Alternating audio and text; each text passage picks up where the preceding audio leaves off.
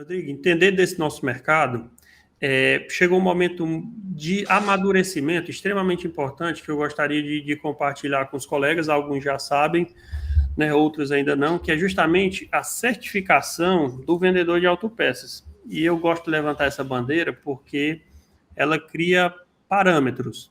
Primeiro, o vendedor de autopeças, ele veio de todos os locais, né? Ele veio do estoque, ele veio do filho do mecânico que não queria mais sujar as mãos de graxa, veio daquele cara que achou que era o canto de ganhar dinheiro e eu caí nessa cilada. Né? Meu pai diz, vai trabalhar com autopeças, tu vai morrer de ganhar dinheiro. Eu estou morrendo de trabalhar, mas ainda não de ganhar dinheiro. Mas cada um chegou aqui por um motivo, foi ficando, né? Qualquer dia desses eu conto um pouquinho da minha história. Foi ficando por aqui e aqui a gente está se dando muito bem. Olha só que era necessário criar um padrão, criar uma normatização. Gosto de dar o exemplo da OAB, por exemplo. Né? Você se forma em direito, mas você se torna advogado no momento que você tira a carteirinha da OAB. Todos nós somos vendedores de autopeças, conhecemos de autopeças, mas não existe ninguém que diga aquele ali é mais qualificado. E quando eu falo em qualificação, eu falo em qualificação mais completa. Eu vivi uma época de uns vendedores muito brutos, do dono da casa de peça que só vendia porque tinha a peça lá. E assim, o mundo mudou tanto que hoje a gente rejeita esse tipo de atendimento. A gente rejeita, por exemplo, o atendimento antiético. Se você, por exemplo, Rodrigo, vender uma peça extremamente cara para o teu cliente e fizer aquele negócio ele não é um negócio saudável, porque o teu cliente tem acesso à internet, vai pesquisar o preço, vai ouvir o comentário e você só vai vender para ele uma vez. E o nosso negócio é recorrente. Então, a nossa pegada não é vender apenas uma vez. Muito bem. Foi normatizado, existe uma norma, e essa norma institui quais são as competências do vendedor de autopeças, né?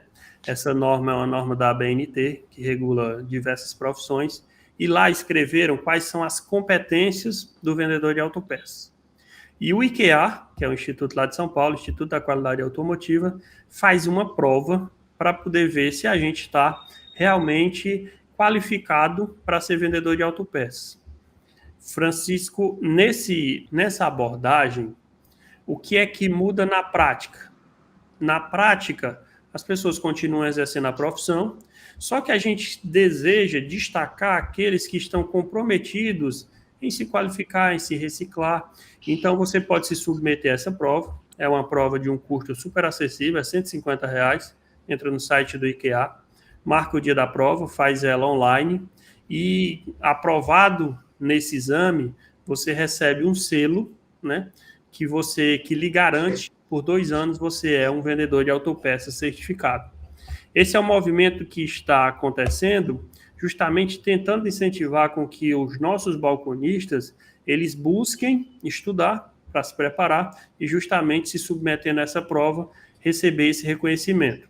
Francisco, e no dia a dia, o que é que isso, vamos dizer assim, pode acarretar? Pode acarretar, Rodrigo, que no futuro a gente vai ter uma autopeças, por exemplo, com um balconista certificado. O empresário pode valorizar essa certificação e pagar a ele um adicional, um bônus, algo que realmente o destaque dentro daquela autopeças. Através desse destaque, né, os seus colegas também vão querer ser remunerados, vão querer, né, ganhar esse bônus, e nesse momento vão buscar também essa qualificação. E no momento em que, vamos dizer assim, que todos nós estamos reciclados, qualificados, preparados, né, para um bom atendimento e com conhecimento técnico, todo o mercado cresce, todo mundo evolui junto. Então, é uma bandeira que eu levanto e essa bandeira ela está muito conectada às nossas lives. Porque, olha só, eu fui lá no IKEA e fui ver quais são as qualificações e o que se espera de um vendedor de autopeças. Aí tu vai dizer para mim se isso faz sentido, ó. Elemento número... São 5 elementos. Primeiro, atender ao consumidor. Entender o tipo de cliente, entender a necessidade do cliente e colaborar com a necessidade do cliente. O Rodrigo chegou agora no mercado e entendeu, né, que faz muito sentido entender o que o cliente deseja, entender o que o cliente quer. E isso faz parte do cerne de um verdadeiro vendedor de autopeças. Mas dá para ser só isso? Lembra que eu disse que são 5, né?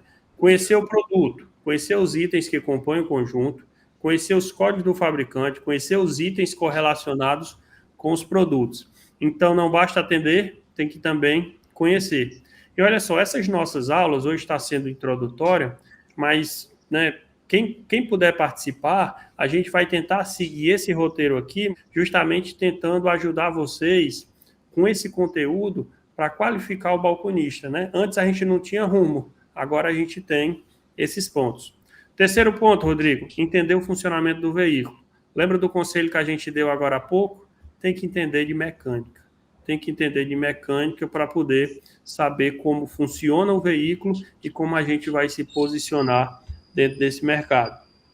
Conhecer os sistemas, conhecer os princípios básicos.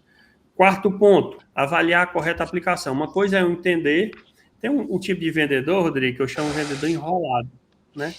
Aqui no Ceará, tem gente que é desenrolado e tem gente que é enrolado. O cabo sabe, o cabo não só no conhece. Ceará, né? Acho que no Brasil inteiro, acho que né? só o termo que é aqui. Mas existe aquele vendedor desenrolado, né, que ele faz muito com pouco, existe também aquele enrolado. Então, uma coisa é eu entender do veículo, outra coisa é eu entender de aplicação. É eu saber, né, aplicar a peça correta, saber conectar, saber que junto com a barra de direção eu vou vender a coifa. A coifa tem 2 medidas. Se eu acertar aquelas 2 medidas, acabou. Concorda comigo? A coifa da homocinética bateu a medida, tchau. Então, tem muito do vendedor desenrolado. E, por fim, a quinta habilidade que a norma exige é consultar a garantia de produto, interpretar as informações presentes nas embalagens, entender o que a embalagem está dizendo, né? E conhecer as condições de garantia e legislação vigente. Certa vez eu fui convidado para fazer uma live sobre garantia, né? E eu disse, vou não porque, na verdade, o mercado como um todo não pratica garantia como deveria ser. Então, a gente precisa redesenhar o modelo de garantia.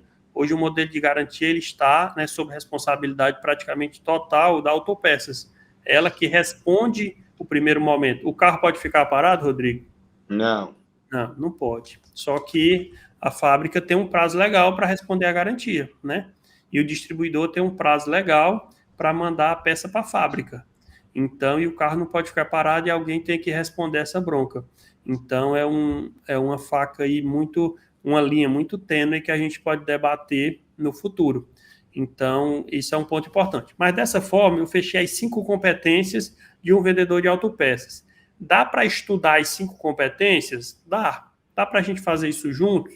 Show de bola, né? Então, eu gostaria também de guiar essas lives nesse sentido, que a gente pudesse, né, também se preparar para essa prova e daqui a gente sair muito mais qualificado. Show?